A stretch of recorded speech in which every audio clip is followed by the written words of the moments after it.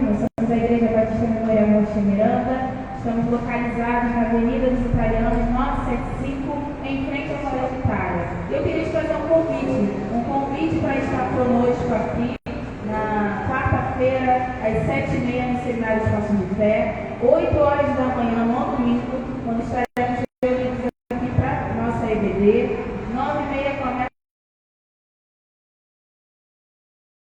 o nosso culto pela manhã, e às 7 horas começa o nosso culto noturno. Então eu queria fazer um convite, estar conosco aqui nesse lugar, adorando ao Senhor e buscando juntamente conosco ao Senhor.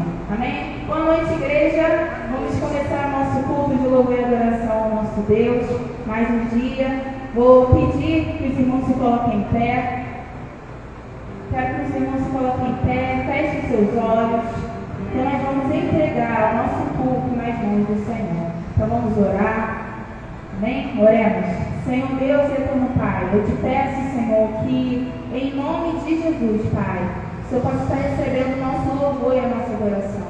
Que possamos, Deus, prestar a Ti o nosso melhor louvor, Senhor. Que possamos estar com o nosso coração totalmente aberto, disponível, Senhor, para o Teu Santo Espírito. Te peço, Deus, que em nome de Jesus não nos aconteça, Pai, que o diabo, Senhor, que o nosso adversário, ele possa, Deus, ser repreendido em nome de Jesus. E que haja aqui a manifestação do Teu Santo Espírito. Que seja, Senhor, uma noite de milagre, seja uma noite de reconciliação, seja uma noite de salvação, Pai. Essa é a oração que te faço. Em nome de Jesus. Amém. Hoje, na EBD, nós falamos sobre amor. O amor de Deus, né? Em Romanos 8 fala que nada se compara com esse amor.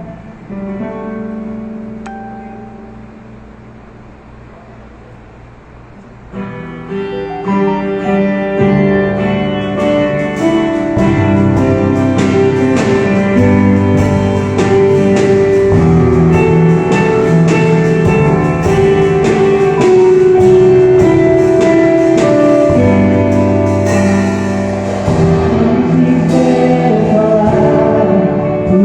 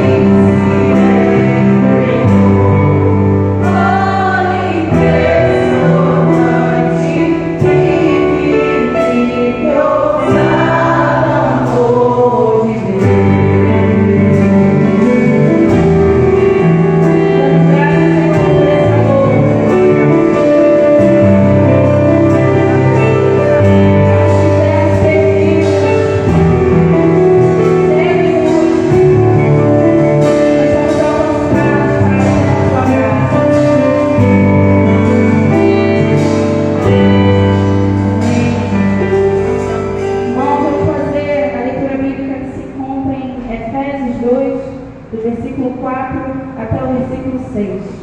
Efésios 2, do versículo 4 ao versículo 6. Vamos ler todos juntos, amém? 1, 2, 3 e... Mas Deus, que é riquíssimo em misericórdia, pelo seu muito amor, com que nos amou, estando nós ainda mortos em nossas ofensas, nos vivificou juntamente com Cristo e nos ressuscitou juntamente com Ele e nos fez assentar nos lugares celestiais em Cristo Jesus. Amém. Aleluia. Vamos cantar. A palavra de Deus fala em Lucas, no último capítulo, que dois homens estavam indo para uma cidade, chamada Emaús. E eles têm um encontro com Jesus, mas não conseguem reconhecê-lo. Mas foi um momento de comunhão, um partir do pão. Os olhos deles se abrem e eles conseguem ver que Jesus estava com eles. Que os nossos olhos hoje possam ser abertos para saber que em todo momento Jesus ele está conosco. Amém?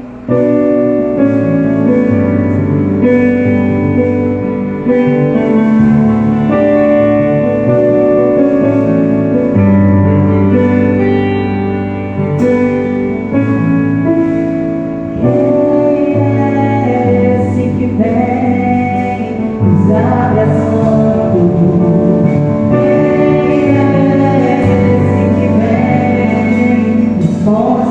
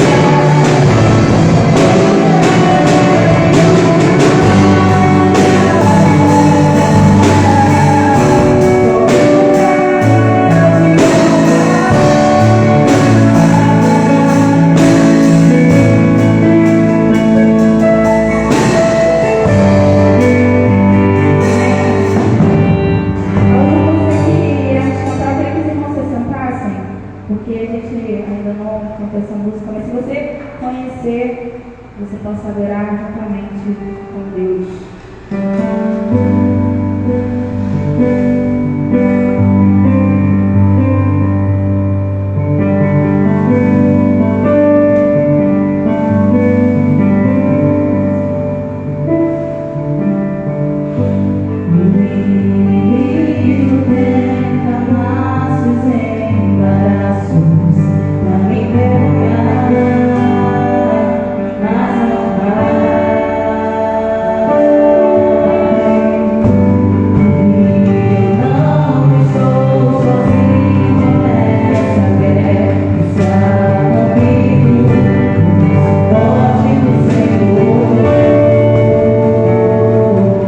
Ele tinha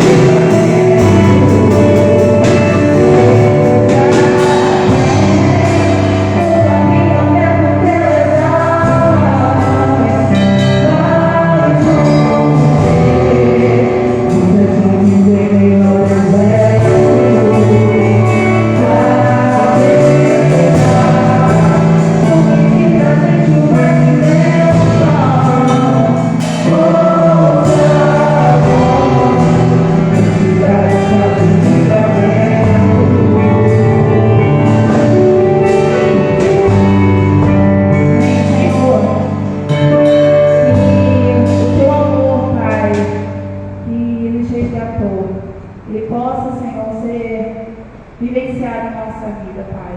Que nós possamos, Senhor, entender que em todos os momentos, em todas as situações, o Senhor tem sido escape para aqueles que te buscam, para aqueles que te amam, Pai. É essa a oração que eu te faço, em nome de Jesus. Amém. Agora vai estar apaixonado.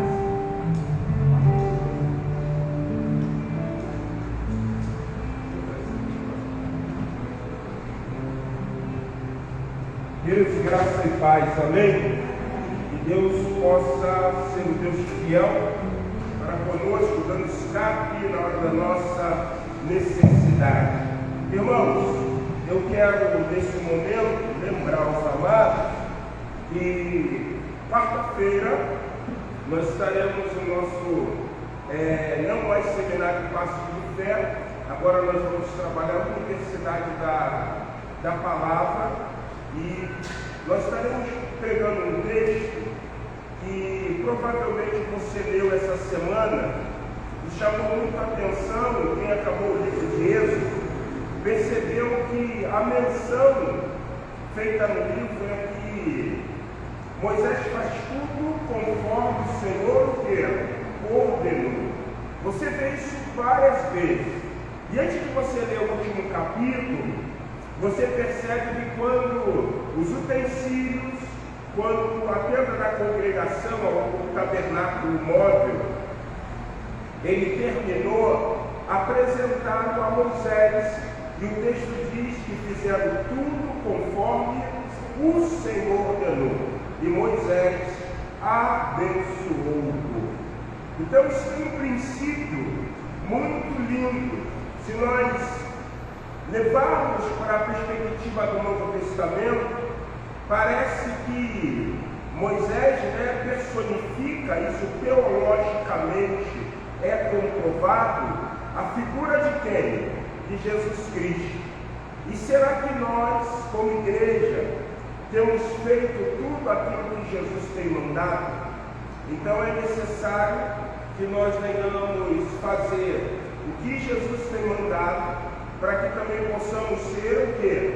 Abençoados. Então, na quarta-feira, nós vamos começar na Universidade da Palavra um estudo sobre esse princípio, aonde mostra que Moisés, ele obedeceu conforme o Senhor mandou e o povo acabou sendo abençoado. Na perspectiva da nova aliança, não é diferente. Nós estaremos fazendo tudo aquilo o Senhor tem mandado por intermédio de quem? Do Espírito Santo, pois Jesus Cristo, cabeça da igreja, aquele que comprou a igreja com seu precioso sangue, faz com que eu e você tenhamos a compreensão que aquilo que ele tem mandado ser feito, aquilo que o Espírito Santo tem direcionado, nós precisamos fazer para que o Senhor da igreja abençoe a sua igreja. Então, vamos começar, no mês de agora, primeiro culto de quarta-feira, no mês de fevereiro, a Universidade da Palavra. Eu não sei quantos leram, nós já fizemos aqui uma Universidade da Palavra, trouxemos alguns irmãos para estar pregando sobre alguns temas, e não vai ser diferente. Então, eu convido você a estar conosco, primeira quarta-feira do mês de fevereiro, iniciamos então a UPA, a Universidade da Palavra, a Universidade da Palavra, porque UPA é a Unidade de Pronto Atendimento. Então, que seria a Universidade da Palavra. Irmãos, também quero falar aos amados sobre o aniversário da igreja. Mas antes de falarmos do aniversário da igreja, eu gostaria que você estivesse atento ao mês de março. Mês de março começa a campanha de missões mundiais. E nós acreditamos, nós cremos, como diz no jargão denominacional batista, que missões nasceu no coração de Deus. Então, março, nós vamos começar a campanha de missões, arraigados completamente com afincos, porque nós entendemos que uma igreja que deixa de fazer missões é uma igreja que está o quê? Tolindo, é uma igreja que está deixando de ser abençoada pelo Senhor. Porque Deus é um Deus de justiça. Então Ele diz para você cuidar do órfão, cuidar da viúva, cuidar do necessitado. Mas Deus também diz uma coisa muito interessante, que aplica-se aos missionários. Quando você vai ao Velho Testamento, você sabe que existem 12 tribos em Israel, mas uma tribo não era contada porque é a herança do Senhor. Essa tribo era a tribo de Levi. E a Bíblia diz que, pela tribo de Levi ser uma herança de Adonai, do Senhor, do Deus Todo-Poderoso, cabia às outras tribos estarem o quê? Contribuindo, estarem o quê? Sustentando aquela tribo. Quando você pega a história de Obed-Edom, Obed-Edom era um coraíta.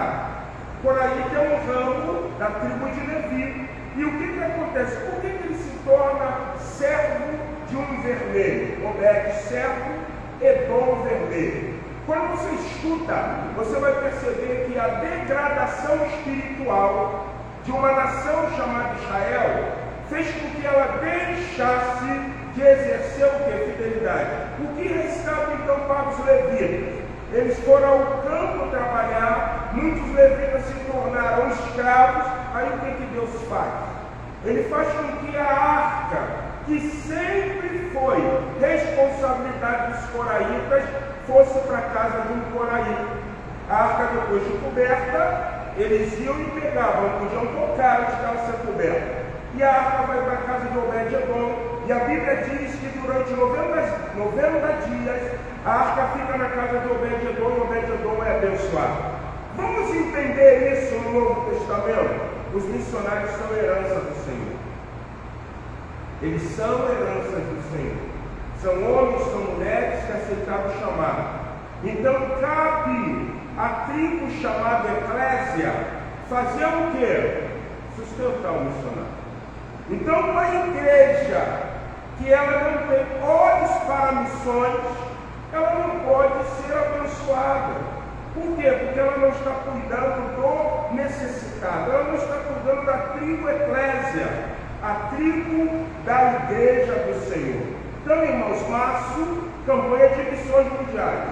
Eu quero conclamar você, não é uma imposição, é uma necessidade, onde nós estaremos nos dedicando, nos empenhando com afinco, com dedicação, com oração, para nós estarmos enviando a nossa oferta de missões mundiais.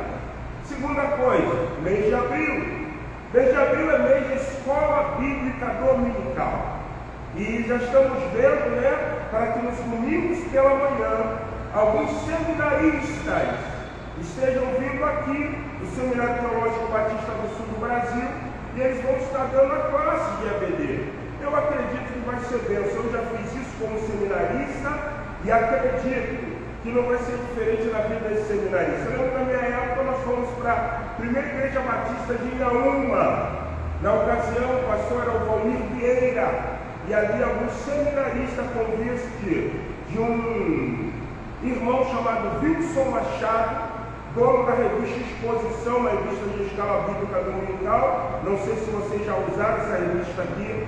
E ele selecionou os seminaristas e aprove eu ser selecionado para estar dando ali uma classe. Foi uma bênção. Eu acredito que isso vale muito. Então eu falei com a seminarista Isabela para que ela convidasse alguns seminaristas para que eles pudessem estar dando a RBD, se possível, não sei, estamos vendo, então empregue a palavra do Senhor. Sejam canais pregando a palavra do Senhor. Saímos agora de abril e vamos para onde? Maio, aniversário da igreja. Então, maio, aniversário da Igreja Batista Memorial de Rocha Miranda. Irmãos, quantos deixaram de receber um carnezinho do aniversário da igreja? Irmã Doci? Então vamos providenciar para a irmã Doci. Cabo Amorim, por favor. Pronto? Olha lá o que dá a irmã Doci. Acelerado. Israel, Cabo Israel, né? Amorim não. Então, se você ainda não recebeu, você vai ter a oportunidade. Para quê? Irmãos, nós temos grandes desafios. Hoje pela manhã, falamos sobre aquele texto de Eclesiastes 9, versículo 10. Tudo que vier à tua mão, faça segundo a tua o quê? Força. Você tem alguma coisa que Deus pode usar para que a Igreja Batista Memorial de Rocha Miranda seja uma igreja abençoada. Falamos pela manhã, demos um exemplo, mas eu vou usar esse exemplo novamente de uma pessoa. Caso de Irmã Diné. O que a Irmã Diné tem à mão que ela pode fazer para abençoar a igreja? Que nós vamos ter um almoço, a senhora cozinha excelentemente. Está entendendo? Então aquilo que ela sabe fazer, ela vai o quê? Ajudar. A Irmã Eli também é exímia cozinheira. O que vai fazer? Ajudar. Irmã Vilma, não, a irmã foi o exemplo da manhã. Então ela ficaria chateada, tá ok? Estou usando o exemplo que ele não usava pela manhã. Irmã Eli, Irmã Ednéia. Então aquilo que vem à tua mão, você pode o quê? Fazer. Aí usamos 3 exemplos. O primeiro exemplo foi a multiplicação dos pães. André, irmão de Simão, vira-se para Jesus e diz assim: ó, tem um menino aí, que ele tem 5 pães e 2 peixes. O que é 5 pães e 2 peixes para uma multidão? Mas era algo que estava o quê? Irmão. E Jesus dá graça, agradece ao Senhor, e aquilo há uma o quê? Multiplicação. Irmãos, o pouco com Jesus sempre veio a ser o quê? Muito. Muito. Então não adianta eu e você pensarmos o seguinte: até aqui está o sermão, né? Não, isso aqui é outro sermão, nem sei que sermão é esse. Isso aqui eu já preguei, deve ter caído da Bíblia. O que acontece? O pouco com Jesus se torna muito. Então, maio é aniversário da igreja. Mas maio também é mês de quê? Da família. Então a gente precisa fazer um congresso da família, precisamos convidar alguma pessoa para cantar, para brilhantar o nosso culto, precisamos convidar um pregador para que ele possa pregar. E tudo isso é o quê? Custoso. Então o que nós vamos fazer? Eu não vou sangrar você dizendo assim: irmãos, nós vamos começar na Universidade da Família, no seminário sobre prosperidade financeira. E aí eu vou começar a contar histórias para vocês. Eu vou levar vocês a uma palavra persuasiva. Então, imagine só, João está endividado, mas ele recebeu uma palavra que se ele abençoar a casa do Senhor, o Senhor vai o quê? Abençoar ele.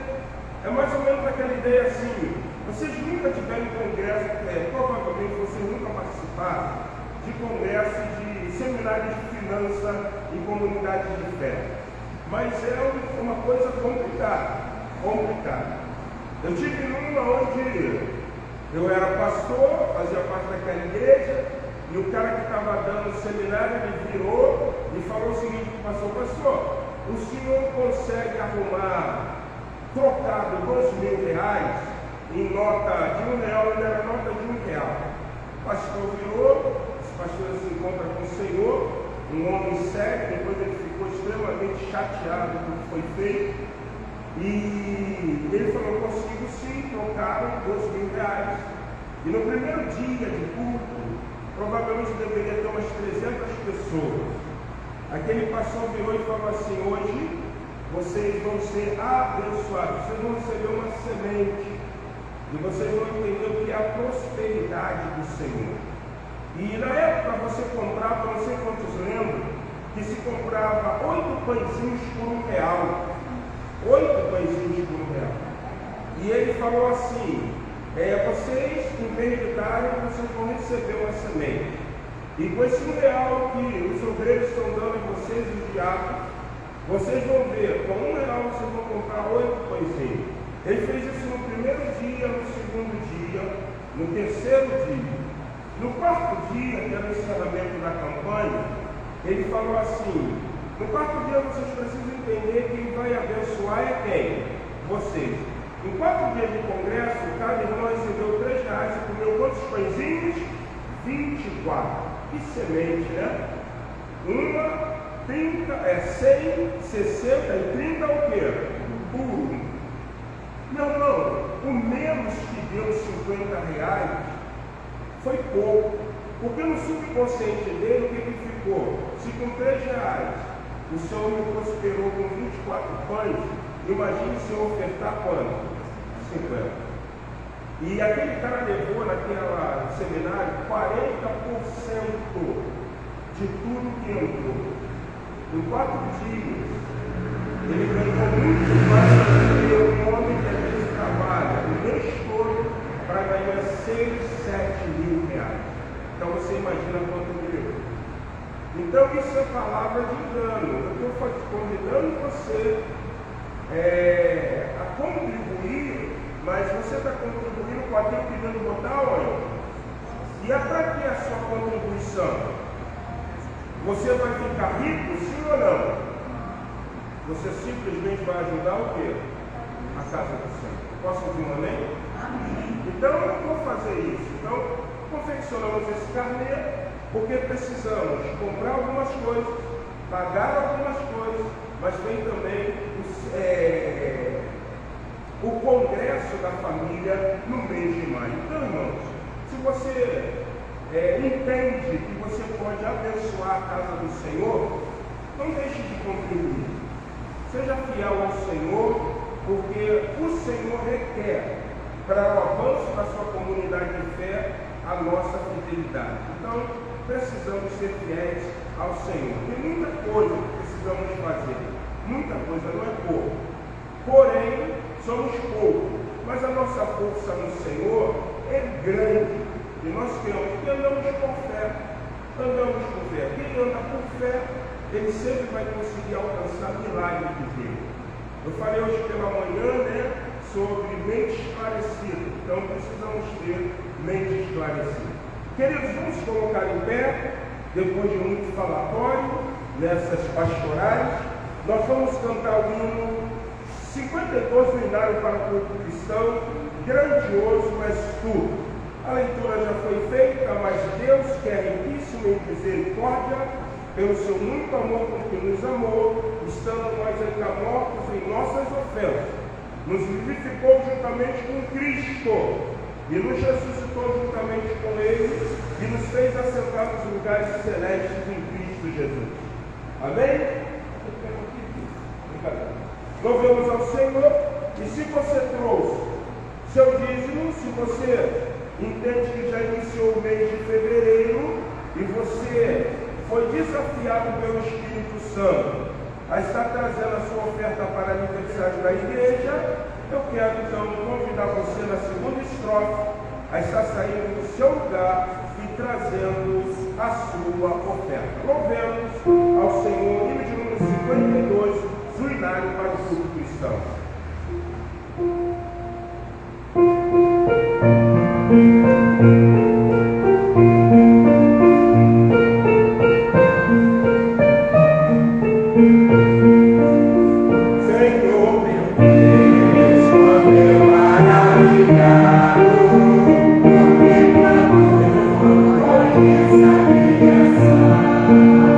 O céu é Deus, mas os céus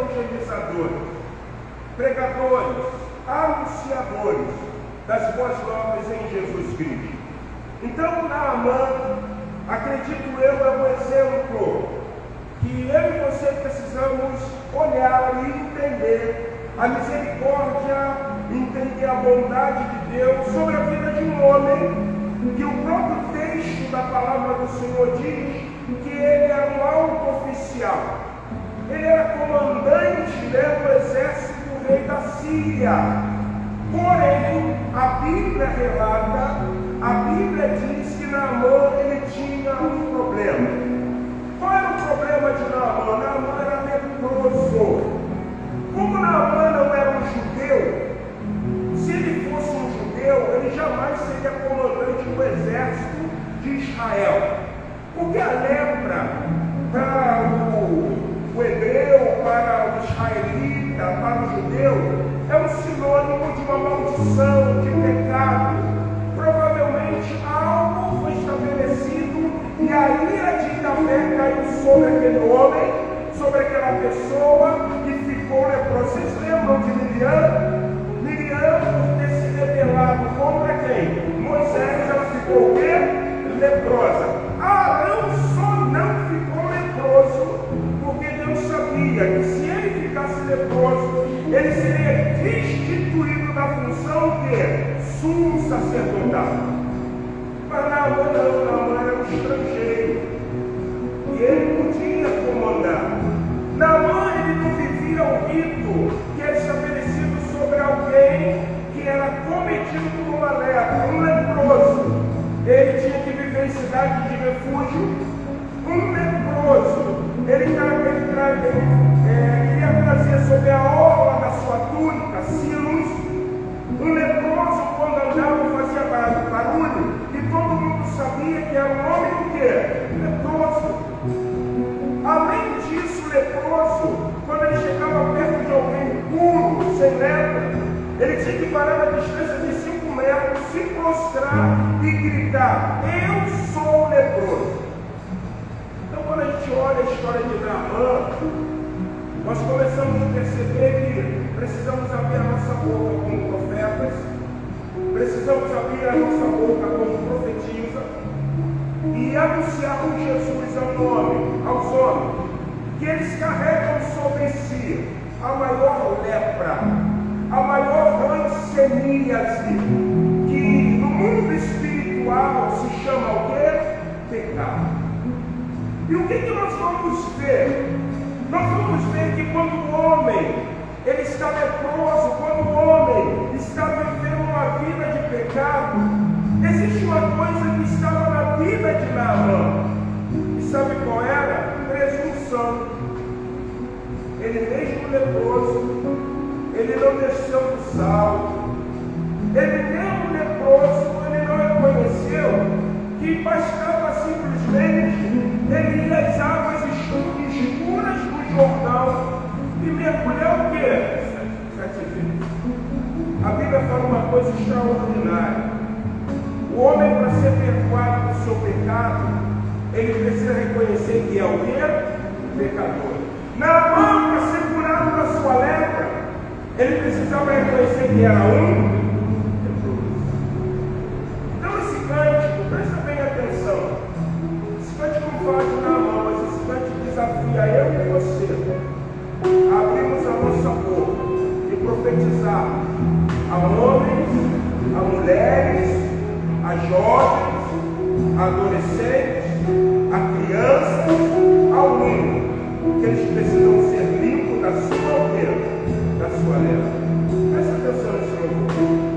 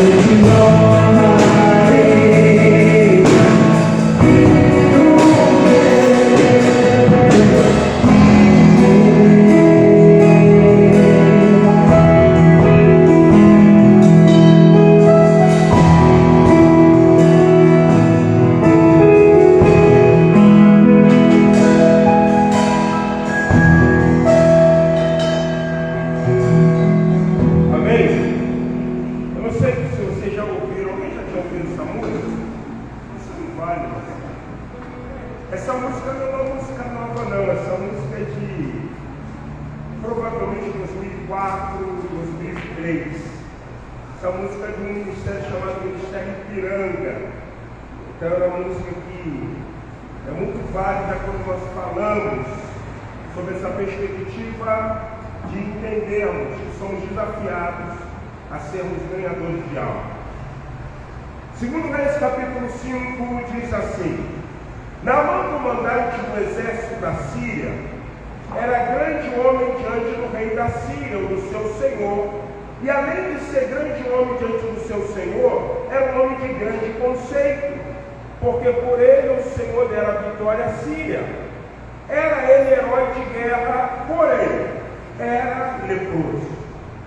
Saíram tropas da Síria e da terra de Israel, levaram cativo uma menina que ficou ao serviço da mulher de Naamã. Disse ela à sua senhora: tomara o meu senhor estivesse diante do profeta que está em Samaria, ele o restauraria da sua lepra. Então foi Naamã e disse ao seu senhor: assim falou a jovem que é da terra de Israel. Respondeu o rei da Síria: vai, anda, enviarei uma carta ao rei de Israel. Ele partiu e levou consigo 10 talentos de prata, 6.000 ciclos de ouro e 10.000 vestes de festivais. Levou também ao rei de Israel a carta que dizia: logo em chegando a ti esta carta, saberá que eu te enviei Naamã, meu servo, para que o cures da sua lepra. Tendo lido o rei de Israel a carta, rasgou as suas vestes e disse: acaso sou Deus? Como com poder de tirar a vida, ou dá-la para que este envie a mim um homem para eu curá-lo da sua lepra? Notai, pois, e vede que o rei da Síria procura um pretexto para romper a aliança comigo. Ouvindo, porém, Eliseu, o homem de Deus, que o rei de Israel rasgara as suas vestes, mandou dizer ao rei de Israel, rasgasse as suas vestes, mandou dizer ao rei: por que rasgaste as suas vestes? Deixe vir a mim, e saberá que há profeta em Israel. Veio, pois, Naamã com os seus cavalos e os seus carros, e parou à porta da casa do profeta Eliseu. Então Eliseu lhe mandou um mensageiro dizendo: vai, lava-te 7 vezes no Jordão, e a tua carne será restaurada e ficará limpo. Naamã, porém, muito se indignou e se foi dizendo: pensava eu que ele sairia ter comigo, por-se-ia em pé, faria alguns conjuros, invocaria o nome do Senhor seu Deus, moveria as mãos sobre o lugar da lepra e restauraria o leproso. Não são porventura Abana e Farfá, rios da Síria ou rio de Damasco, melhor do que todas essas águas de Israel, melhor do que o rio Jordão? Não poderia eu lavar-me nele e ficar limpo? E voltou-se e foi com indignação. Então se chegaram a eles os seus oficiais, os oficiais de Naamã, e lhe disseram: meu pai, se te houvesse dito o profeta Eliseu alguma coisa difícil, acaso não o faria? Quanto mais já que apenas te disse: lava 7 vezes no Jordão e ficarás limpo. Então descendo mergulhou no Jordão 7 vezes, conforme ou consoante a palavra do homem de Deus, e a sua carne tornou-se como a carne de uma criança e ficou limpa. Um texto que ele traz contextos culturais muito interessante. Primeiro contexto cultural é que um homem leproso, ele tem uma postura, ele tem uma posição que provavelmente, sendo ele um hebreu, sendo ele um israelita, ele não teria. Segunda coisa interessante do contexto cultural do texto, quando Naamã ele vai diante de Eliseu, será que a ação de Eliseu era uma ação de prepotência, de orgulho? Não. Eliseu sabia muito bem que Naamã era um homem leproso. E um homem judeu jamais poderia ter contato com quem? Com o leproso. A Bíblia ressalta e diz que Naamã manda alguém, diz assim, avisa-o, fala a ele, para que ele simplesmente mergulhe 7 vezes no Jordão e ele ficará limpo. O contexto cultural é simples, um homem puro não pode ter um contato com um homem que está o quê? Leproso. E o Rio Jordão? Por que mergulhar no Rio Jordão? Simplesmente você vai ver que quando Naamã ouve de um servo, o profeta mandou você mergulhar 7 vezes no Jordão e você ficará limpo. E Naamã ele tem um pensamento que é o seguinte, pensava eu. E Naamã, por viver dentro de um contexto de paganismo, ele sabia muito bem que a evocação de Deus no movimentar a mão representava conjuros que estavam não sendo feitos. Ele diz, pensava eu, que o profeta viria, ele falaria comigo, faria os seus conjuros, movimentaria as suas mãos sobre a minha lepra e eu ficaria o quê? Leproso. Mas então por que Naamã fala dos rios de Damasco, Abana e Farpar? Porque provavelmente você sabe muito bem, uma das pragas do Egito foi quando Deus feriu o mar com o quê? Com sangue. Todo mundo compreende muito bem que no panteão politeísta da existência dos deuses, no aspecto cultural, os rios eram consagrados o quê? A divindades. E Deus queria justamente mostrar que se ele mergulhasse em Abana e Farpar, Naamã não estaria reconhecendo que Deus era o Senhor todo o quê? Poderoso. E ele diria assim, as divindades que abençoam esses rios com as suas águas limpas, com as suas águas cristalinas, trouxeram purificação sobre a minha o quê? Sobre a minha carne. Então logo, se os rios no paganismo são cultuados ou consagrados aos deuses, é notório que o Rio Jordão, com certeza, era consagrado ao Deus de quem? Dos judeus. Logo, se ele mergulha no Rio Jordão e ele é purificado da sua lepra, ele deveria reconhecer que quem curou ele foi o Deus dos judeus. Foi o Deus Todo-Poderoso. E quando você entende esses contextos culturais, parece que entendemos o desafio daquilo que nós acabamos de cantar, porque no diálogo que Deus está fazendo, ele fala, filho meu, te chamo pelo nome, pois eu te formei, pois eu conheço você, pois eu te consagrei e te constituí agora como o quê? Profeta. Então o que você precisa fazer? Você simplesmente precisa abrir a sua boca e profetizar.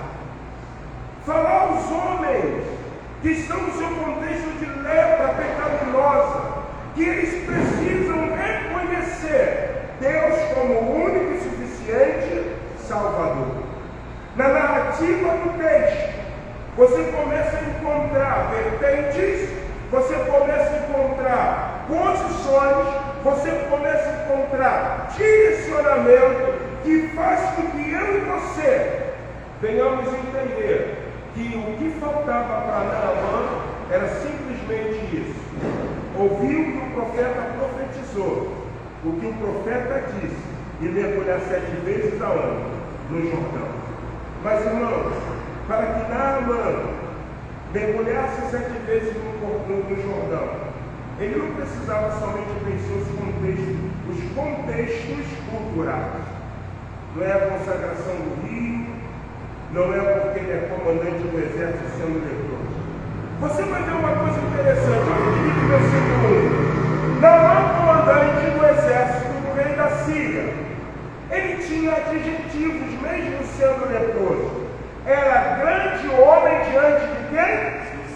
além de ser um grande homem, diante do rei da Síria, era um homem também de quê? Grande conceito.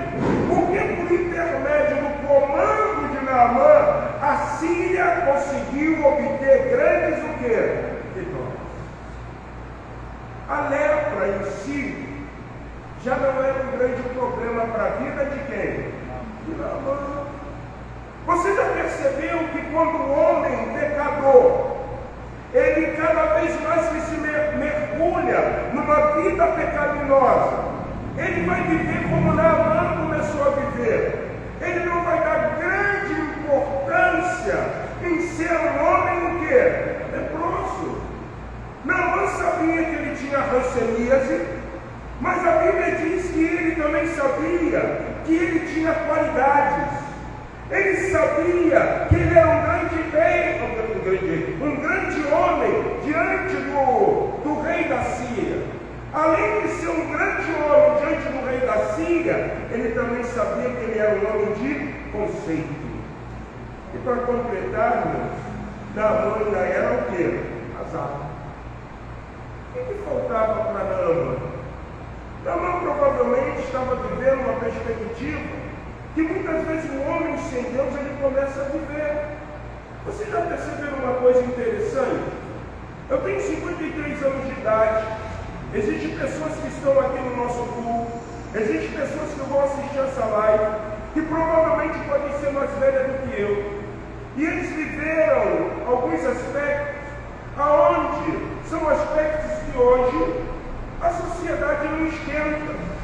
Vamos fazer isso, década de 60, uma mulher na década de 60, se ela engravidasse sem marido, isso era algo extremamente comprometedor e vergonhoso para quem? Para os pais. Mas quando o homem começa a viver a lepra do pecado, e ele começa a se afundar no pecado, você já percebeu uma coisa? As meninas engravidam, não tem problema mais nenhum, vamos fazer chá revelação. E para contemplar, irmãos, sabe o que me causa mais espanto? Dessa lepra chamada pecado, é que também começa a entrar na vida da igreja. João e Maria, porque temos Maria aqui.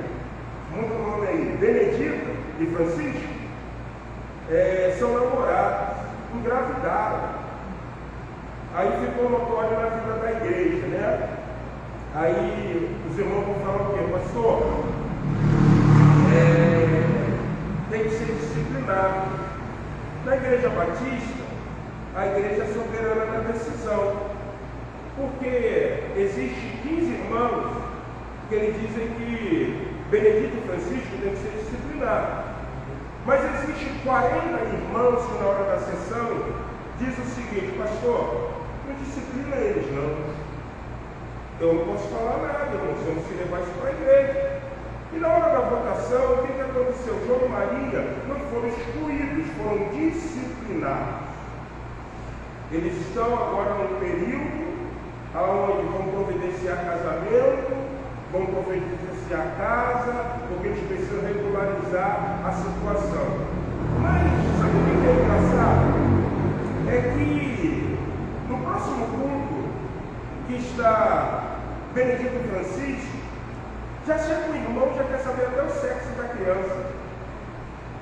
Aí sabe o que a Benedita faz? Ela vai para o Instagram e ela incha a barriguinha, tira foto e diz assim: bebê chegando. Aí o irmão da igreja fala assim: que coisa linda, o Senhor o quê? Te abençoe. Você está entendendo? Outrora, a gente ficaria sentido, porque o nosso desejo era que Francisco e Benedita o quê? Se casassem. Mas nós estamos agora ovacionando um pecado, irmãos. Porque a verdade é essa, vocês estão entendendo? Mas sabe por que nós estamos fazendo isso? Porque a sociedade, ela mergulha no pecado. Então ela começa a olhar as coisas com naturalidade. E nós que somos evangélicos, em vez de olharmos ao contrário, começamos a olhar também no quê? Naturalidade. Aqui que adianta, eu tenho lepra, mas sou um grande homem de estima e conceito diante do meu Senhor. Parece que a evangelização de Naamã é um reflexo para mim e para você termos a compreensão que o pecado, a lepra espiritual, por mais que ela esteja pautada em qualidades e adjetivos na vida de um ser humano, ainda continua sendo diante de Deus uma o quê? Ainda é uma lepra. E vocês entendem o contexto? É um contexto cultural. O rei da Síria prepara uma carta e manda por intermédio de Naamã. O rei da Síria tem uma ideia. Olha só, vamos comprar a cura. Eu tenho aliança com o rei de Israel, mas leva ao rei de Israel presentes. Faça uma comitiva, uma caravana para ir junto. E quando chegar ao rei de Israel, vocês vão ser conduzidos a Naamã. O rei de Israel viu tudo aquilo e achou assim: não. Ele quer romper comigo a aliança, é pretexto. Só que Eliseu soube que o rei da Síria mandou o quê? Carta ao rei de Israel para que fizesse uma benevolência, uma bondade com o seu comandante. E aí o Eliseu falou assim: deixa ele ter. Ele viu. Mas Eliseu não teve contato com Naamã. Quando nós começarmos a abrir a nossa boca para profetizar, nós vamos entender que pecado continua sendo pecado. E cabe a nós, como diz Moisés, fazer tudo aquilo conforme o Senhor ordenou. Só que existe um segundo contexto. O segundo ponto é interessante. Presta bem atenção. Versículo de número 2. Saiu a tropa da Síria, da terra de Israel, levaram cativo uma menina que ficou ao serviço da mulher de Naamã. Disse ela à sua senhora: tomara o meu senhor estivesse diante do profeta que está em Samaria, ele o restauraria da sua lepra. Pegou o bode, como diz o Marshall, entendeu? Eu vou recapitular com você para você entender. Naamã era leproso. Por ele ter algumas qualidades, alguns adjetivos, ele não estava mais preocupado com a sua o quê? A sua lepra. O que nós falamos? Quanto mais o homem afunda-se no pecado, mais ele fica desguarnecido ou despreocupado com a sua própria o quê? Vida. Ele não está preocupado se vai morrer, ele não está preocupado que a morte leva ele ao afastamento divino. Naamã era casado, porém, olha só como Deus começa a trabalhar. Existe uma hebreia que ela foi levada cativa pelo rei de quem? Da Síria. Quem se importou com a lepra de Naamã? A menina, gente. Por que a menina se preocupa com a lepra de Naamã? Alguém sabe? Não sabe? Por que, Isabel? Sabe por que ela se preocupa com a lepra de Naamã? Porque ela é uma hebreia. E ela sabia que um homem leproso, uma mulher leprosa, uma pessoa com lepra, significava que a vida dele estava o quê? Em ruína, gente.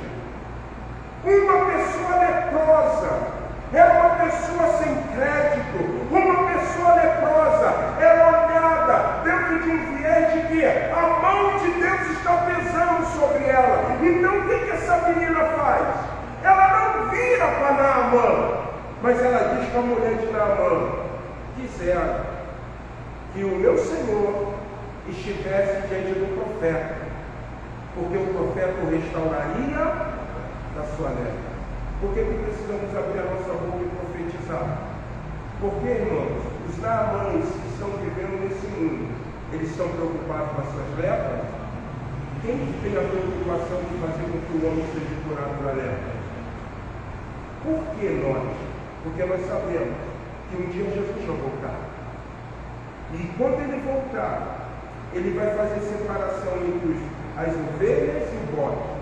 Nós sabemos que quando Jesus voltar, os livros vão se abrir e cada um será julgado segundo as suas obras. Nós sabemos que aquele que não aceitar Jesus como o único e suficiente Salvador, ele morre em quê? Eternamente condenado. Então cabe a nós. Temos a mesma preocupação que essa hebreia, que essa escrava, que essa serva de Naamã que teve. O homem está vivendo na sua lepra. E ele não está preocupado. É como aquela célebre ilustração do caçador. Ele convidou alguém para caçar. E aquele homem que foi convidado para caçar pelo exímio caçador, ele nunca havia caçado. E ele aceitou ir caçar. E passou o primeiro bando debaixo d'água. O caçador montou a espingarda, deu tiro e matou uma ave do bando. A ave foi caindo. E ele rapidamente golpeou a sua espingarda, tocou a cobra, preparou, deu um segundo tiro, matou um segundo par. Aquele homem que nunca caçou ficou olhando, porque no tempo que ele ficou ali, apercebido da ação do exímio caçador, ele viu uma coisa: só nesse tempo ele já matou 5 patos.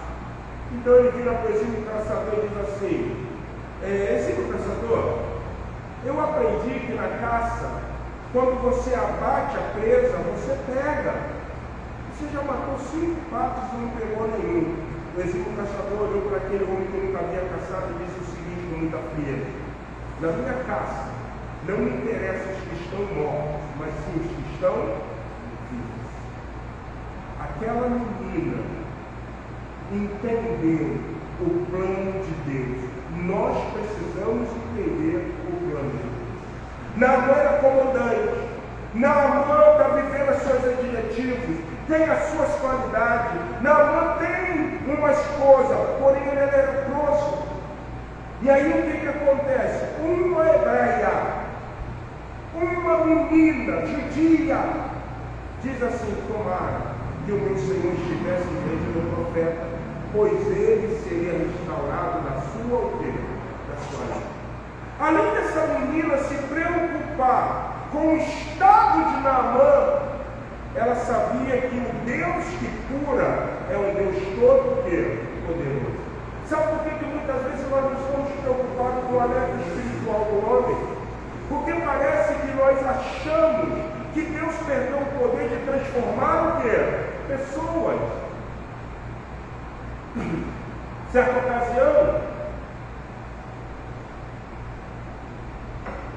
num debate, eu escutei um pastor falando o seguinte: eu não acredito que Fernandinho Beiramar possa ser transformado. Por que ele não pode ser transformado? Ele é um homem de alta periculosidade, ele está envolvido com crime, com a vida contrária, passando do talo da sua cabeça. Se nós pensarmos assim, nós nunca podemos conseguir agir como agiu quem? Aquela menina. Nós não queremos conseguir ter a compreensão de falar: você que está numa vida pecaminosa, você que está vivendo sem perspectiva, você que acha que está tudo perdido, Jesus é a salvação. Jesus pode transformar a tua vida. Jesus pode escrever uma nova história para você. Aquela menina diz: quisera que o meu Senhor estivesse diante de quem? Do profeta. Ele seria restaurado na sua vida. Mas o terceiro e penúltimo ponto é interessante, porque no contexto do texto, a mulher de Naamã diz isso para Naamã, e Naamã diz para quem? O rei da Síria. O rei da Síria manda carta para o rei de Israel. O rei de Israel acha que é pretexto para desfazer uma aliança, mas Eliseu diz: deixai vir. Mas aí não é simplesmente o terceiro ponto, a fala que Eliseu está dizendo: trazei. Mas o terceiro ponto mostra: para que o homem seja curado da sua lepra, ele precisa reconhecer que é o quê? Leproso. Irmãos, nós estamos vivendo em sociedade e parece, existe uma revista muito antiga, batista, chamada ABC Doutrinário, Foi uma revista escrita por um missionário norte-americano, batista, que por décadas foi usado na classe de novos convertidos. E uma palavra que ele usa é muito interessante. O homem tem visto o pecado como pilérias. Sabe o que é pilérias? Zombaria. E que pecado terra? Isso é invenção de quem? De crente. O que Naamã precisava entender é que ele precisaria reconhecer que era um homem leproso. E o que o homem leproso espiritualmente precisa reconhecer? Que ele tem uma vida pecaminosa, o pecado afasta ele de quem? De Deus. Por isso, o terceiro ponto diz o seguinte, vamos lá. Ouvindo, porém, versículo 8, Eliseu, homem de Deus, que o rei de Israel rasgasse suas vestes, mandou dizer ao rei: por que rasgaste as suas vestes? Deixai vir a mim, e saberá que há profeta em Israel. Veio, pois, Naamã com seus cavalos, com seus carros, e parou à porta da casa de Eliseu. Então Eliseu lhe mandou um mensageiro dizendo: vai, lava-te 7 vezes no Jordão, e a sua carne será restaurada, e ficará o quê? Limpo. O versículo 11 diz: porém Naamã muito o quê? Se indignou dizendo: pensava eu que ele sairia até comigo. Nunca Eliseu sairia até contigo, Naamã. Você é leproso? Você ia de pé, invocaria o nome do Senhor, seu Deus, sob os conjuros, moveria a sua mão, lugar soberano, e restauraria o leproso. Não são porventura Abana e Farfarins de Damasco melhores do que todas as águas de Israel? Não poderia eu lavar-me nele e ficar limpo? E voltou-se e foi com o quê? Com indignação. Você percebe uma coisa? De repente você pode estar falando assim: pastor, o senhor está usando conjectura no seu sermão. Não, não estou usando conjectura não. Eu estou fazendo uma análise do texto. Quando Naamã ouve que ele tinha que mergulhar 7 vezes no Jordão, você entendeu um contexto cultural. Naamã, como era um profeta de Deus, ele ouviu do Senhor o seguinte: manda ele mergulhar no Jordão, porque se você mandar ele mergulhar lá no rio de Damasco, na Síria, ele vai dizer que a divindade da Síria é o quê? Por ele. Deus não divide a glória dele com quem? Com ninguém. Com ninguém. Deus não divide a glória dele com ninguém. Isso é muito importante, porque tem horas, irmão, que a gente encontra pessoas em estados que são estados de calamidade, e de repente a pessoa tem uma devoção. Eu, particularmente, me preocupo muito com isso. Pastor Márcio, vamos na casa de uma pessoa, ela está doente, vamos orar por ela? Vamos. Quando eu chego lá, eu percebo qual é a devoção daquela pessoa. Antes de eu orar, eu falo o seguinte: a senhora reconhece, a senhora reconhece que se você for curado, foi o Deus Todo-Poderoso que te curou? Sim, eu reconheço. Você vai dizer que foi o santo do Paulo? Você vai dizer que foi o cavalo de não sei quem? Não, então eu vou orar por você. Porque se a gente não faz isso, a pessoa vai dizer o seguinte: eu preciso ir em tal lugar, pagar a minha promessa, porque eu pedi, fui o quê? Curado. Você está entendendo a postura de Naamã? Naamã fala: vai mergulhar, está entendendo não. Porque se eu mandar esse cara para fugir da Síria, ele vai dizer, e vocês vão entender isso no final de semana, que foi a divindade da Síria que o quê? Que curou ele.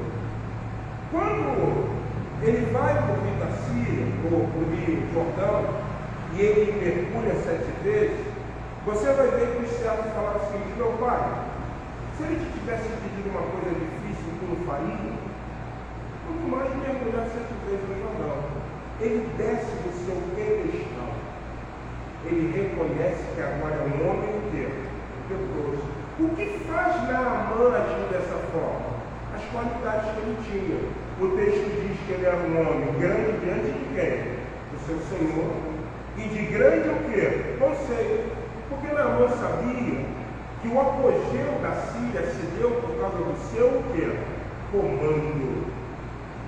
O grande estrategista, o grande comandante Naamã, fez com que a Síria fosse o que ela é hoje. Por isso o rei da Síria tinha alguém por ele, estima. Quando Deus manda Naamã mergulhar no Jordão, ele está dizendo assim: você pode ter estima diante do rei da Síria, mas para mim você é um Deus. O terceiro aspecto disso que nós precisamos abrir a nossa boca não é simplesmente para mostrarmos o poder de Deus, mas é para fazer o homem pecador reconhecer que ele é pecador e ele carece da misericórdia de Deus. Nós temos uma sociedade hoje que não reconhece isso, que Deus é o Deus Todo-Poderoso. Paulo está lá em Atenas, ele vê o panteão dos deuses, Ísis, Osíris, Diana, Júpiter, Saturno. Ele diz: de vez em quando vocês são religiosos e supersticiosos, mas ele vê uma placa lá escrita Agnostelos, o Deus desconhecido. Ele diz: é isso que eu quero mostrar a vocês. O que fez o céu, o que fez a terra, o que tem poder para levar o homem, tirar a vida do homem, lançar no inferno, o que tem poder de restaurar a vida do homem e levar para o céu.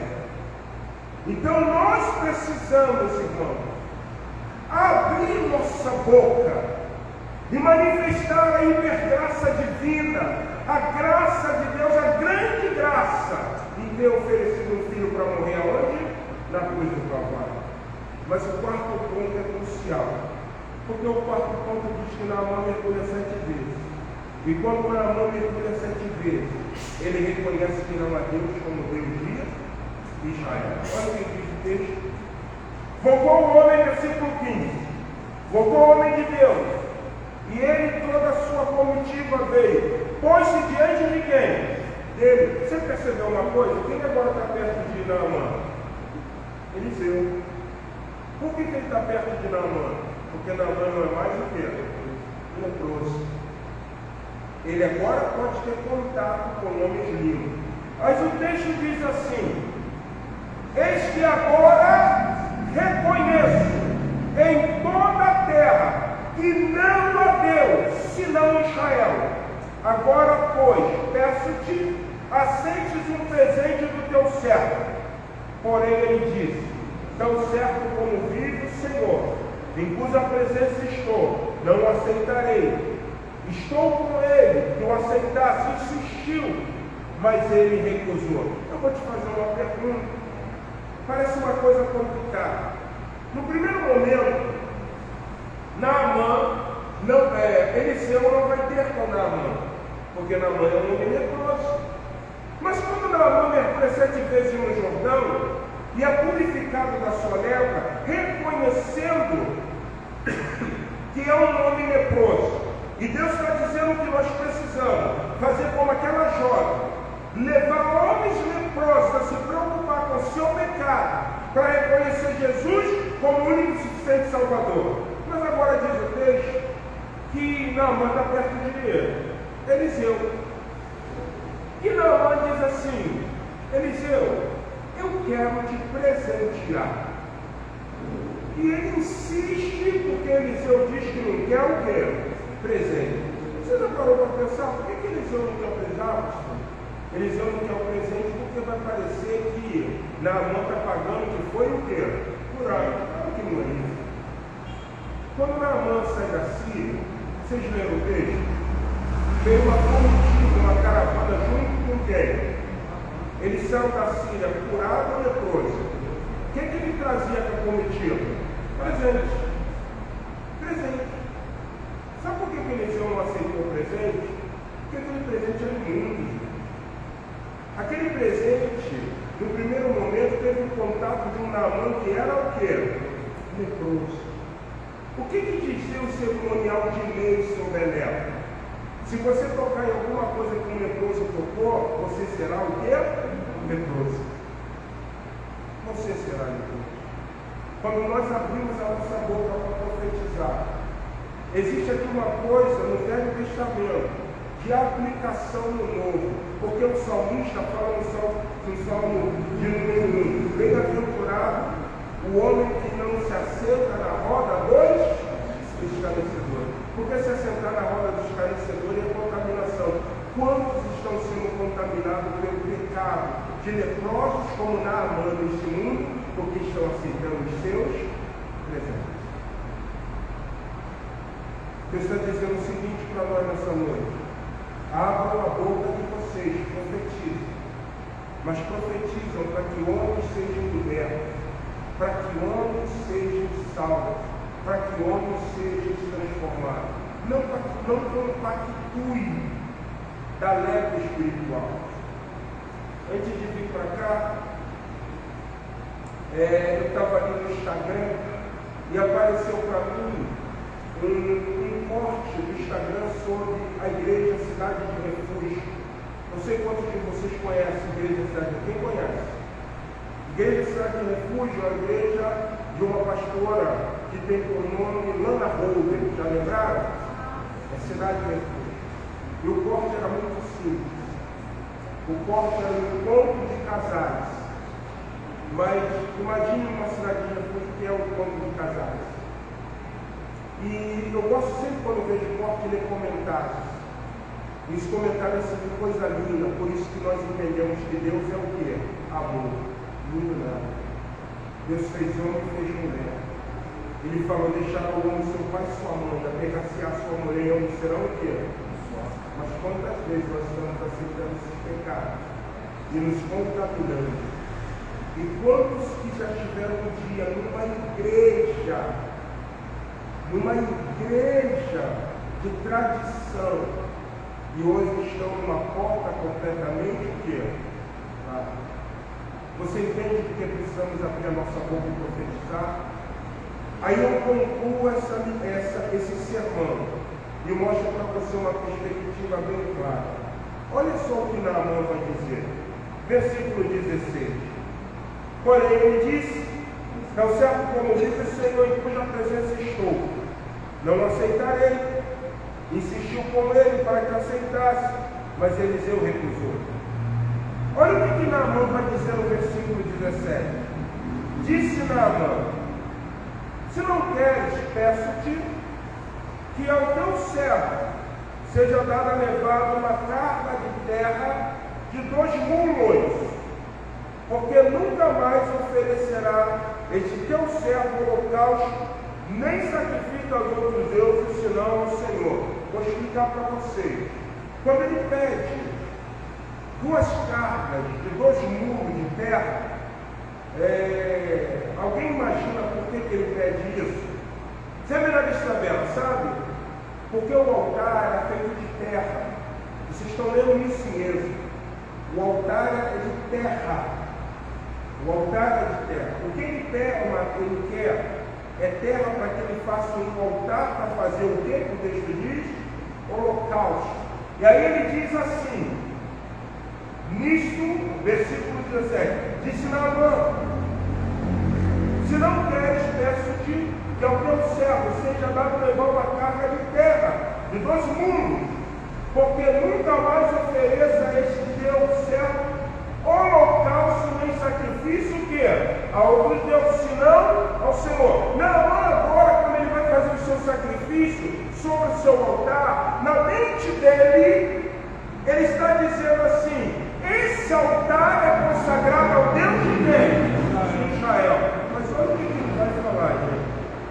Nisto, perdoe o Senhor, o teu servo, quando o meu Senhor entrar na casa de Rimã, que é a divindade da Síria, para lhe adorar, e ele se encurvar na minha pia, e ele se encosta na minha mão, e eu também me tenho de encurvar na casa de Rimã. Quanto assim, me prostrar na casa de Rimã. Nisto perdoe o Senhor ao teu servo. Ele deu e disse: vai-te em paz. Irmão, sabe por que a gente tem que abrir a nossa boca e profetizar? Porque na verdade Naamã foi curado da lepra. Ele reconheceu Deus como um Deus poderoso. Ele fez um altar de sacrifício ao Deus Todo-Poderoso. Mas ele ainda continua querendo ter 2 o quê? 2 deuses. Ó,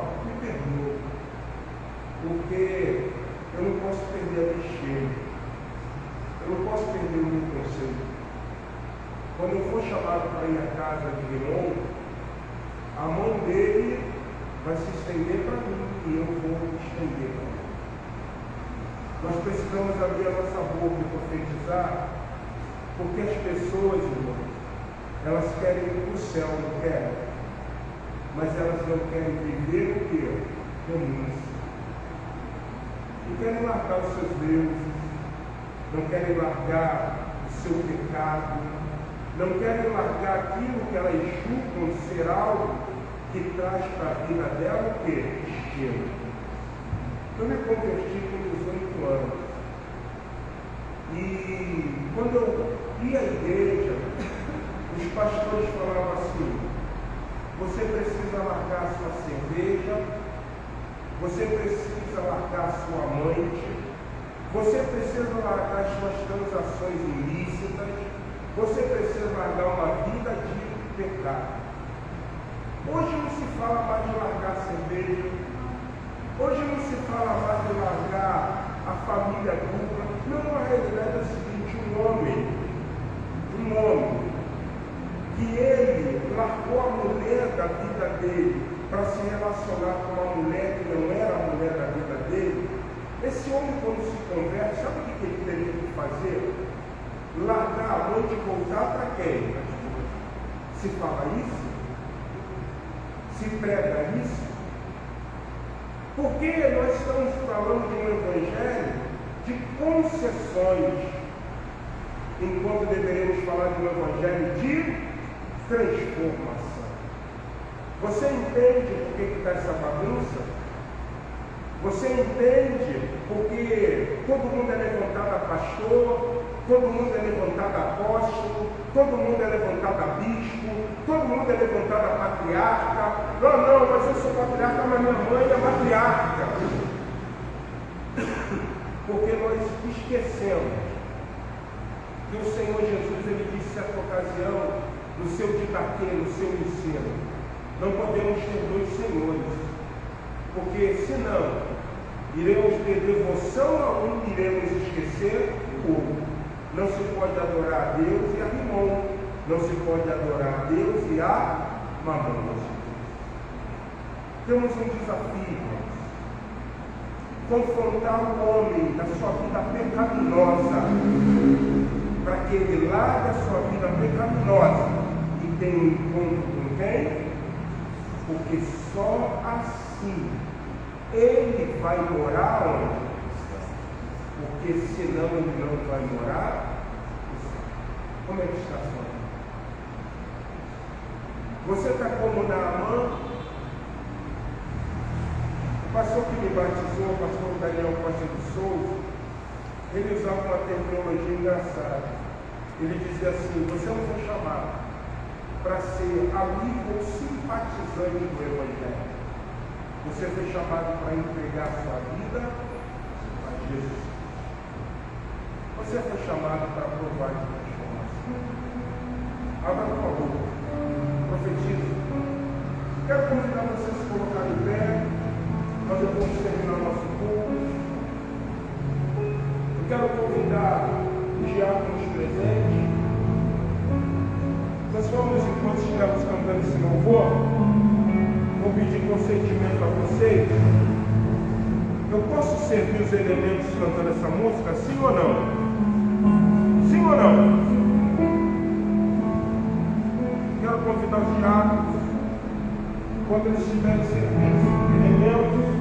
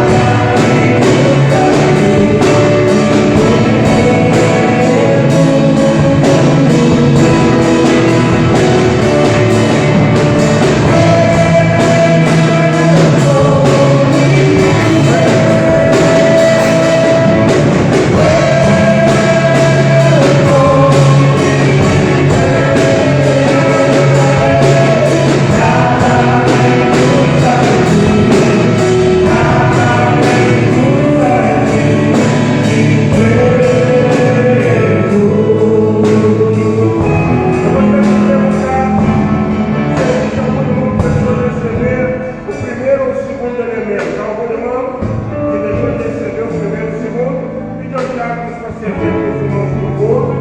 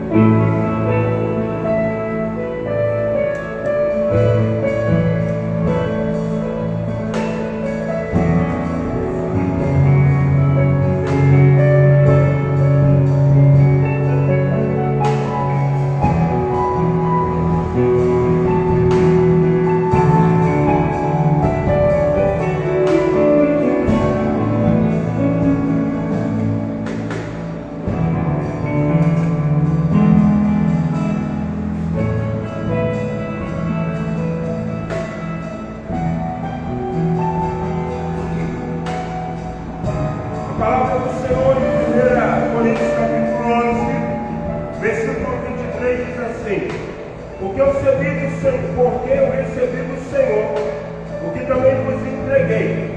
O Senhor Jesus, na noite que foi traído, tomou o pão e, tendo dado graças, partiu e disse: isso é meu corpo que é dado por vós, fazei isso em memória de mim. Por semelhante modo, depois de haver ceado, tomou o cálice, dizendo: este cálice é a nova aliança no meu sangue. Fazer isso todas as vezes que o beberdes em memória de mim. Porque todas as vezes que comerdes o pão e beberdes o cálice, anunciai a morte do Senhor até que Ele venha. Vamos orar. Senhor Deus Pai, em nome do Teu Filho Jesus, nós queremos te louvar, queremos te agradecer por esse culto, pela presença dos Teus filhos. E queremos, Senhor, fazer notório nesse memorial o sacrifício do sangue vertido de Jesus na cruz do Calvário. O corpo que foi amassado, pisado pelos nossos pecados. Agora somos livres, salvos, reconciliados novamente contigo. Nos tornamos filhos, não somos bastardos, não somos malditos, mas somos filhos abençoados. Então, Senhor, obrigado por tamanha salvação. Obrigado por esse momento, no memorial, onde vamos comer o pão que simboliza o corpo de Cristo, que levou sobre eles o pecado. O suco da uva, que é nesse memorial, o símbolo da inauguração de uma aliança, porque sem derramamento de sangue não poderia haver remissão de pecado. Obrigado, chorando, agradecidos em nome de Jesus. Amém. Queridos, mediante a graça, tomamos o pão e bebamos do cálice.